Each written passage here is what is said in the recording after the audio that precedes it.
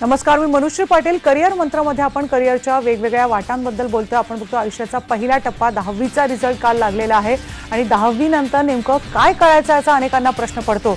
अगदी ठराविक मार्ग न चोखाळता काही वेगळ्या वाटांचा विचार करणं तितकंच गरजेचं असतं.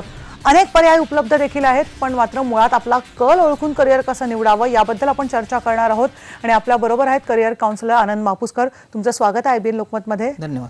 आणि तुम्ही सुद्धा फोन करून आमच्या कार्यक्रमामध्ये सहभागी होऊ शकता आणि त्यासाठी आमचा नंबर लिहून घ्या. 022-668-99263 या नंबरवर तुम्ही आम्हाला कॉल करू शकता. आपण बघतो 10वीचा रिझल्ट आता लागलेला आहे आणि अगदी ठराविक मार्ग असतो. आर्ट, कॉमर्स, सायन्स हा पर्याय मुलं निवडतात, पण मुळात कोणता पर्याय निवडावा त्याच्यात सुद्धा अगदी गोंधळून जातात. काय नेमकं तुम्ही मुलांना सल्ला द्याल? मला वाटतं की 10वी किंवा 12वीचा हा टप्पा अतिशय महत्त्वाचा आहे आणि तशा अर्थाने मला वाटतं की आपल्याला आयुष्यामध्ये पुढे काय नक्की करायचं आहे याचा नीट विचार करून मार्ग निवडण्याचा आहे. जर का आपण 10वीचा जर टप्प्याचा विचार केला तर तुम्ही जसं म्हणताय तसं आर्ट्स, कॉमर्स आणि सायन्स हे 3 मार्ग आहेत. त्याचबरोबरीने इंजिनिअरिंगचं शिक्षण ज्यांना घ्यायचं आहे त्यांना इंजिनिअरिंग डिप्लोमाचा आहे, ITIचा अभ्यासक्रम आहे, काही व्होकेशनल कोर्सेस आहेत, हे आपल्याला ठरवता येतात. पण पुढे इंजिनिअरिंग की मेडिकल ह्याचा निर्णय जो आहे तो 10वीच्या वेळेसच करायचा आहे आणि त्याप्रमाणे 12वी सायन्सला विषय निवडायचे आहेत. त्यामुळे सगळे प्रोफेशनल कोर्सेस जे आहेत हे 12वी नंतर आहेत आणि आपल्याला जी स्ट्रीम निवडायची आहे ती आपल्याला आता 10वी नंतर 11वीत जाताना निवडायची आहे. मग निवड नेमकी कशी करायची या संदर्भात विद्यार्थी, पालक या दोघांमध्ये साधारणतः बरेचसे गैरसमज असतात. साधारणतः खूप चांगले मार्क मिळाले की सायन्सला जावं असं वाटतं, सायन्स अगदीच आवडत नसेल तर मग कॉमर्स, आणि काहीच जमत नसेल त्याच्यामध्ये तर साधारणतः किंवा खूप मार्क कमी आले तर मग कला शाखेला जा, असा एक साधारणतः विचार होतो. पण मला वाटतं की तो बरोबर विचार नाही आहे, तो योग्य विचार नाही आहे. कारण कला शाखेमध्ये सुद्धा खूप चांगल्या प्रकारचे करिअरचे ऑप्शन्स उपलब्ध आहेत आणि त्याचाही विचार पालकांनी केला पाहिजे. मग आपण म्हणाल की बाबा साधारणतः करिअरच्या बाबतीतला जो विचार आहे हा विचार नेमका केला कसा पाहिजे, काय नेमकं विचारात घ्यावं, तर मला वाटतं की आपली हुशारी किंवा आपली बुद्धिमत्ता जी आहे ती नेमकी कुठल्या प्रकारची आहे याबद्दल विद्यार्थ्यांनी विचार नीट केला पाहिजे. एखाद्याला गणित विषय आवडत असेल तर मग गणितातली करिअर्स आपल्याला शोधावी लागतील. मग त्याच्यामध्ये इंजिनिअरिंग असेल, बेसिक सायन्स असेल, कॉम्प्युटर सायन्स असेल, अशा प्रकारच्या करिअर्समध्ये ते चांगले हुशार ठरू शकतात. चित्रकला चांगली आहे तर ते कदाचित फाईन आर्ट्समध्ये चांगले करतील, ते आर्किटेक्चरमध्ये चांगले करतील, ते डिझायनिंगमध्ये चांगले करतील, ते फॅशन डिझायनिंगमध्ये चांगले करू शकतील. म्हणजे अशा वेगवेगळ्या म्हणजे आपली हुशारी बघून सुद्धा आपण कुठल्या क्षेत्रात जावं हे आपल्याला ठरवता येऊ शकतं. आणि हुशारी ही फक्त मार्कांची नाही तर आपल्यामध्ये त्या प्रकारचे अंगभूत गुण आहेत का, त्या प्रकारच्या क्षमता आहेत का, तर याचा देखील विचार केला पाहिजे. म्हणजे आपण त्याला ॲप्टिट्यूड म्हणतो की आपल्यामध्ये क्षमता कुठल्या प्रकारची आहेत ह्याचा एक विचार केला पाहिजे. आणि त्याचबरोबरीने आपली आवड, म्हणजे मला ते काम करत असताना मला आनंद मिळतो का, हा विचार करणं सुद्धा खूप महत्त्वाचं आहे. आणि त्यामुळे मग त्याचा इंटरेस्ट हा कशामध्ये आहे आणि व्यक्तिमत्व. कारण एखादं जेव्हा आपण प्रोफेशन निवडतो, एखादा व्यवसाय निवडतो, एखादा करिअर निवडतो, तेव्हा त्या करिअरमध्ये करावं लागणारं काम आणि माझा स्वभाव हे मॅच होतंय का, ह्यांचं नीट जुळून येतंय का, तर मला वाटतं की आपण बघितलं पाहिजे. म्हणजे या 3-4 मुद्द्यांचा व्यवस्थितपणे विचार जो आहे हे सगळं बरोबर आहे सर. पण अनेकदा असं होतं की 10वीची मुलं असतात, अगदी लहान असतात, 15-16 वर्षाची मुलं असतात, गोंधळून जातात. आपण म्हणतो की मित्र सगळे ह्या साईडला चालले आहेत म्हणून अगदी सायन्स निवडल्या म्हणून सगळे सायन्सला जातात, कॉमर्स निवडल्या म्हणून कॉमर्सला जातात. मुळात त्यांना कळत नाही की कशा प्रकारे, की मला मॅथ्स आवडत नाही पण सगळे कॉमर्सला जातात, अगदी सायन्सला नको जायला म्हणून मी कॉमर्सला जातो. कारण आर्ट्सकडे तेवढं बघितलं जात नाही.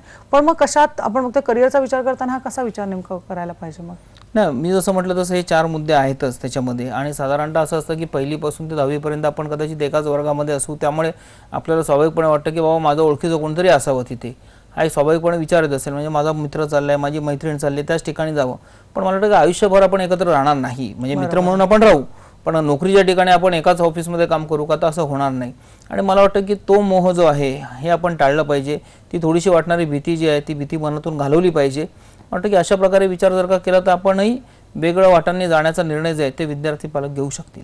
बरोबर. आता 10वीला आपण बघतो की अनेकांना डॉक्टर, इंजिनियर व्हायचं असतं आणि 10वीचं आता ॲडमिशन घेताना सायन्समध्ये कशा प्रकारची मुळात त्यांनी तयारी केली पाहिजे?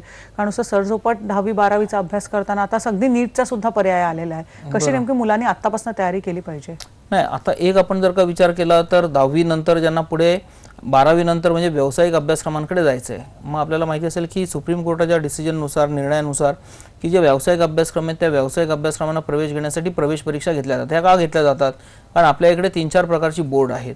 मग HSC बोर्ड असेल, त्याच्यानंतर ICSE असेल, CBSE असेल, IB असेल, अशी वेगवेगळी बोर्ड आहेत.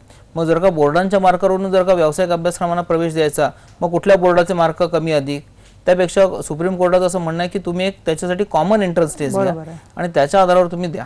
म्हणजे मग 11वी आणि 12वीच्या बरोबरीने ज्यांना व्यावसायिक अभ्यासक्रमाला जायचं त्यांनी व्यावसायिक अभ्यासक्रमांसाठी घेतल्या जाणाऱ्या प्रवेश प्रक्रिया परीक्षा म्हणजे IITला जायचं असेल तर IIT JEE म्हणजे JEE मेन आणि JEE ॲडव्हान्स ह्या परीक्षेचा अभ्यास केला पाहिजे. जर का तुम्हाला मेडिकल एज्युकेशनमध्ये पुढे जायचं असेल तर तुम्हाला नीटचा अभ्यास करायला लागेल. तुम्हाला NIDला जायचं असेल म्हणजे नॅशनल इन्स्टिट्यूट ऑफ डिझाईनला जायचं असेल तर त्याचा अभ्यास करायला लागेल. मला वाटतं की 11वी 12वीचा अभ्यासक्रम आणि त्याचबरोबरीने या प्रवेश परीक्षांचा अभ्यासक्रम हे मला वाटतं की विद्यार्थ्यांनी समजून घेऊन त्यांचा जर का अभ्यास केला तर मला वाटतं मग की 12वी नंतरच्या प्रवेश परीक्षा ज्या आहेत त्या आपल्याला सोप्या वाटतील, त्या अवघड वाटणार नाही. बरं, भिवंडीवरनं फोन आलेला आहे. सतीश भोसले आपल्या बरोबर आहेत. बोला सतीश, तुमचा प्रश्न विचारा. नमस्कार मॅडम. नमस्कार, बोला. Hello madam.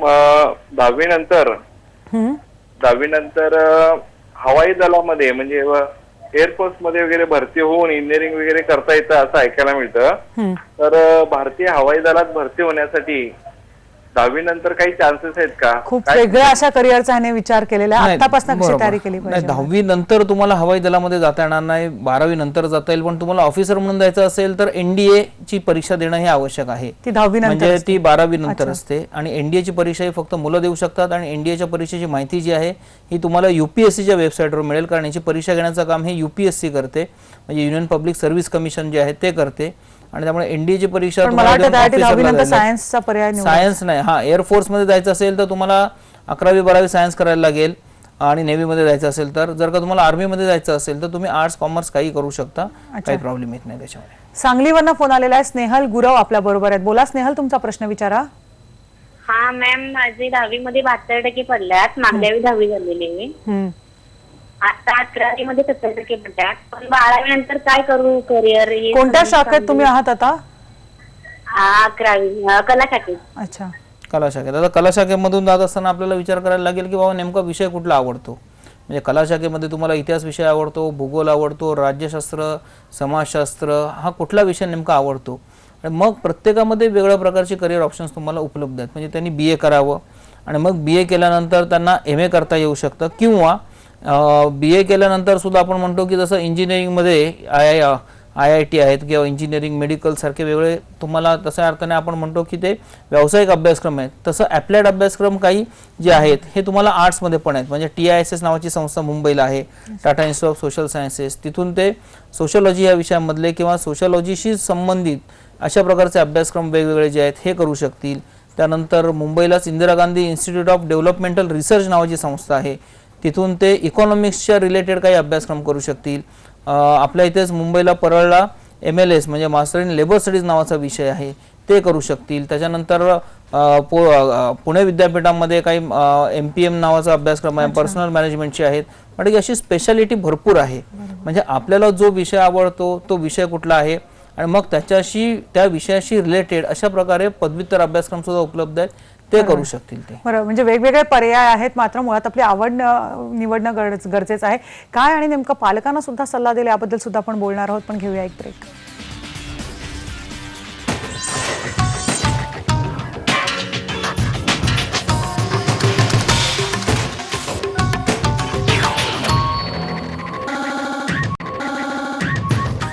करिअर मंत्रमध्ये आपण 10वीच्या वेगवेगळ्या पर्यायांबद्दल चर्चा करत आहोत. ठाण्यावरनं फोन आलाय. उल्का मोरेश्वर आपल्या बरोबर आहेत. बोला उल्का, तुमचा प्रश्न विचारा. हा, माझा मुलगा आता 3rd इयर इंजिनिअरिंगला आहे, इलेक्ट्रिकल इंजिनिअरिंग. तर त्याला 4th इयर नंतर कोणते कोर्स वगैरे आहेत का, काय MTech करायचं ते विचारायचं होतं. नाही बघा, कोर्स वगैरे म्हणजे तुम्हाला कोर्स जे आहेत, आता जे इंजिनिअरिंग करतात त्यांना एक तर ठरवायचं आहे की बाबा इंजिनिअरिंगमध्येच करिअर करायचं आहे की त्यांना MBA वगैरे करून मॅनेजमेंटमध्ये जायचं आहे. जर का मॅनेजमेंट वगैरेमध्ये जायचं असेल तर नॉर्मली मुलं जी आहेत ती MBA वगैरेचा विषय किंवा MMS सारखा जो अभ्यासक्रम आहे तो निवडतात.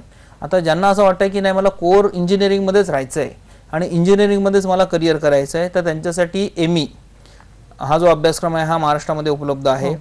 स्वायत्त जर का ते महाविद्यालय असेल किंवा जर का डीम्ड युनिव्हर्सिटी असेल, ॲटॉनॉमस असेल, तर त्याच्याकडे BTech नावाचा अभ्यासक्रम आहे, MTech नावाचा अभ्यासक्रम आहे, तर MTech ते करू शकतात. त्याच्यानंतर काही प्रमाणामध्ये छोटेसे कोर्सेस सुद्धा उपलब्ध असतात 1-2 वर्षाचे, ते करू शकतात. अदरवाईज त्यांना असं वाटलं की नाही मला परदेशात जायचं तर GRE वगैरे परीक्षा देऊन ते परदेशात जाऊ शकतात.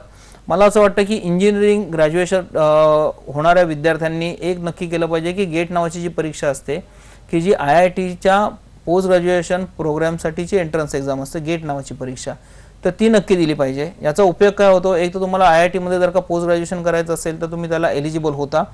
त्याचबरोबरीने ज्या सगळ्या आपल्या पब्लिक सेक्टरमधल्या ज्या कंपन्या आहेत, मग NTPC सारख्या कंपन्या असतील किंवा अशा वेगवेगळ्या भेल सारखी कंपनी असेल, तर ह्या सगळ्यांमध्ये इंजिनिअरिंगची जी भरती आहे ती होते गेट या परीक्षेच्या आधारावर. म्हणजे गेट मधला जो तुमचा स्कोअर आहे तो त्या ठिकाणी ग्राह्य धरला जातो. आणि त्यामुळे मला वाटतं की इंजिनिअरिंगचं शिक्षण देणारे जे विद्यार्थी आहेत त्यांनी गेट ही परीक्षा जी आहे ही नक्की दिली पाहिजे. त्यामुळे नोकरीच्या संधी त्यांना चांगल्या उपलब्ध होऊ शकतील आणि चांगल्या अभ्यासक्रमांनाही पुढे ते जाऊ शकतील. बरोबर. बुलढाण्यावरनं फोन आलेला आहे, गणेश जाधव आपल्या बरोबर आहेत. बोला गणेश, तुमचा प्रश्न विचारा. गणेश, तुमचा प्रश्न विचारा. गणेश याच्याशी संपर्क होत नाही. पण सर, साधारणतः आपण बघतो 10वी नंतरच्या करिअरच्या वाटांबद्दल बोलत असताना 10वी मुलं तर गोंधळलेली असतातच नेमकं कुठे जायचं, पण पालकांचा पण एक वेगळा दबाव, एक वेगळा प्रेशर त्यांच्यावर असतं. पालकांना नेमका काय सल्ला द्याल? पालकांवर दबाव जो असतो त्यांच्या मित्रमंडळींच्या, त्यांच्या नातेवाईकांचा. कारण नातेवाईकांचा किंवा मित्रमंडळींचा एखादा मुलगा खूप चांगल्या ठिकाणी शिकत असेल तर ते पिअर प्रेशर पालकांवरही असतं किंवा माझा मुलगा सुद्धा तसाच चमकला पाहिजे, माझा मुलगा का नाही चमकत, मग त्याला तर मी सगळ्या सुविधा देतोय. मला असं वाटतं की जर का आपण नीट विचार केला, जर का त्याला खरोखरच यश मिळायचं असेल तर त्याच्यामध्ये जी क्षमता आहे त्या क्षमतेचा विकास झाला पाहिजे, तर तो यशस्वी होऊ शकेल. म्हणजे असं आहे की एखाद्याने चांगला प्लंबिंगचा व्यवसाय केला आणि त्याच्यामधूनही पैसे चांगले कमवले तर काही प्रॉब्लेम नाही आहे. म्हणजे त्यांनी त्या मल्टीनॅशनल ऑफिसमध्ये जाऊन नोकरी केली पाहिजे, तिथे मॅनेजर म्हणून काम केलं पाहिजे. त्याच्यापेक्षा कैक पटीने पैसे एखादा जर का व्यवसाय करून कमवत असेल तर मला वाटतं की त्याच्यामध्ये काही हे नाही आहे. मुळात ही मानसिकता जी आहे आणि हे जे आपल्याकडे एक की सामाजिक आपण ज्या प्रकारचं एक त्याला म्हणतो स्टेटस, सामाजिक प्रतिष्ठा ज्या प्रकारची आपण निर्माण केलेली आहे की जो MNC मध्ये काम करतो किंवा जो कॉर्पोरेट ऑफिसमध्ये काम करतो तो मोठा, आणि ज्याचा एखाद्याचा गॅरेज असेल आणि तो भरपूर पैसे कमवत असेल तरी सुद्धा आपण त्याला तितका मान सन्मान देत नाही. त्यामुळे मला वाटतं की हा जो एक सामाजिक प्रतिष्ठा, सोशल स्टेटस जो एक आपण निर्माण केलेला आहे तो मला वाटतं की आपण खोडून काढला. बरोबर. म्हणजे मुलांची क्षमता ओळखून, त्यांचा कल बघून, त्यांची आवड बघून कुठेही ऍडमिशन घेणं गरजेचं आहे. याबद्दल आपण असंच बोलणार आहोत, पण घेऊया एक ब्रेक.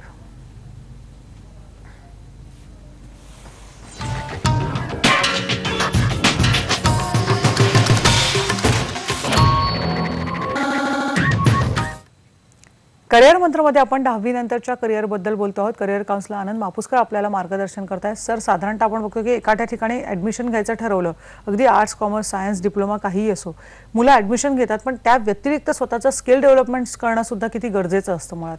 नाही, मला वाटतं की जे आपण शिक्षण घेतोय तर त्याचं आपल्याला ऍप्लिकेशन करता आलं पाहिजे. स्किल म्हणजे काय, तर तुम्ही समजा मराठी भाषा हा विषय शिकत असाल तर त्या मराठी भाषेचा व्यवहारात तुम्ही उपयोग कसा करणार. बरोबर. मग तुम्हाला अनुवादन येतंय का, तुम्हाला मग त्याचबरोबरीने एडिटिंग करता येऊ शकतंय का, तुम्हाला एखादा चांगला म्हणजे कॉपी रायटिंग करता येऊ शकतंय का. म्हणजे भाषा हा एक विषय तुम्ही शिकताय शिक्षण म्हणून, पण त्याचा व्यवहारात उपयोग कसा करायचा हे मला वाटतं शिकणं म्हणजे स्किल डेव्हलपमेंट आहे. आणि हे मला वाटतं की प्रत्येक शाखेला, प्रत्येक ठिकाणी हे उपयोगी आहे.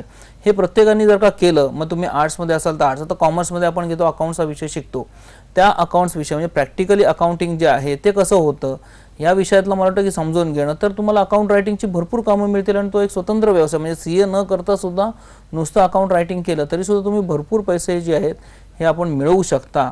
मला वाटतं की त्या दृष्टीने थोडासा विचार जो आहे हा विद्यार्थ्यांनी केला पाहिजे. त्या दृष्टीने थोडासा विचार जो आहे हा महाविद्यालयात शिकवणाऱ्या प्राध्यापकांनी केला पाहिजे की ह्याला अजून काहीतरी स्किलचा कंपोनंट जोडता येईल का. मग फिजिक्स असा विषय, मग फिजिक्सचा व्यवहारात उपयोग कुठे कुठे होऊ शकतो, मग त्याच्याशी रिलेटेड काही कोर्स डेव्हलप करणं आणि हे आपल्याला करता येऊ शकेल का. तर मला वाटतं असं जर का झालं तर मला वाटतं की ग्रॅज्युएशन झाल्यानंतर मुलं सुद्धा जी आहेत ही अनएम्प्लॉयड राहणार नाहीत, ती एम्प्लॉयड. म्हणजे जे शिक्षण घेतो त्या व्यतिरिक्त त्या शिक्षणाच्या अनुषंगाने इतर जे व्यावहारिक त्याचे ऍप्लिकेशन्स आहेत, या ऍप्लिकेशन रिलेटेड काहीतरी शिक्षण जर का त्या विद्यार्थ्यांनी घेतलं, महाविद्यालयाने किंवा विद्यापीठाने त्या दृष्टीने काही विचार केला, अशा काही तज्ज्ञांना बोलवलं, तशा प्रकारचे अभ्यासक्रम काही डिझाईन केले, तर मला वाटतं की हे खूप चांगलं होऊ शकेल. बरोबर आहे. म्हणजे आपण बघतो की अगदी झोबळ सरसकट मार्ग न अवलंबता जे काही शिक्षण घ्यायचं आहे त्या व्यतिरिक्त आपण अगदी आपले स्किल सुद्धा डेव्हलपमेंट करणं तितकंच गरजेचं आहे. मुलांनी अगदी 10वीच्याच नाही तर कोणत्याही विद्यार्थ्यांनी हा विचार करणं सुद्धा तेवढंच गरजेचं आहे. या चर्चेमध्ये आपण इथेच थांबतो आहोत. तुम्ही इथे सहभागी झाल्याबद्दल खरोखर आभार. धन्यवाद. करिअर मंत्रमध्ये आज आपण इथेच थांबूया. पहा फक्त IBN लोकमत.